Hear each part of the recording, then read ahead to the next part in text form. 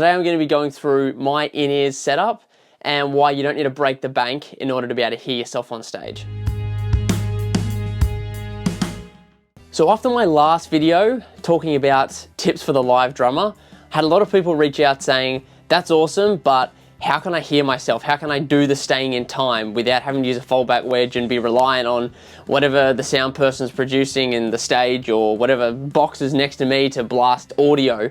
And the easiest way to go about it is get yourself into the in-ears game as soon as possible. It's not going to cost thousands of dollars. It doesn't have to anyway.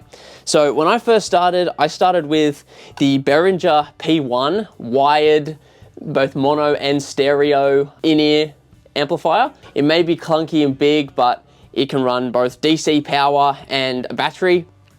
And it just clips on the belt, but it does just clip on the belt. And essentially from there, you've either got one or two out, depending on what the sound person is able to provide you. You can switch from mono to stereo.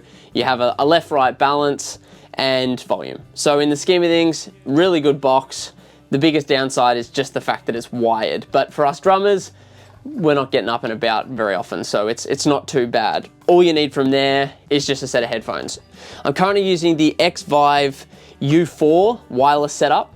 Now this bad boy is only mono, but just because it's only mono, it does have the simplicity of plug and play. So it's just a mic in or comes with the TS in, and by having the usability of this, you can throw it in a headphone jack if you're doing like a really small gig. I've done small gigs where it's just me playing the F note and one other person or whatever. They've got a small like 6-channel desk. I can just plug that in the headphone jack, sit wherever I need to be depending on wherever the sound thing is, and I can hear whatever I need to hear.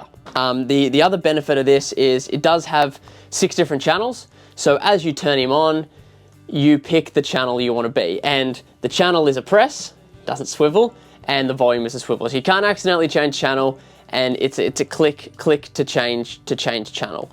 So you can have 6 people running different things all at the same time. But the biggest thing I will say for both of those is we start with the P1. That sits at about 135 Australian. If you shop around, I did sort of the average. I was rocking this back in Melbourne when I was still just finishing uni, and used this for quite a while up until I recently upgraded to the X-Vive. The X-Vive itself sits at around 300-ish.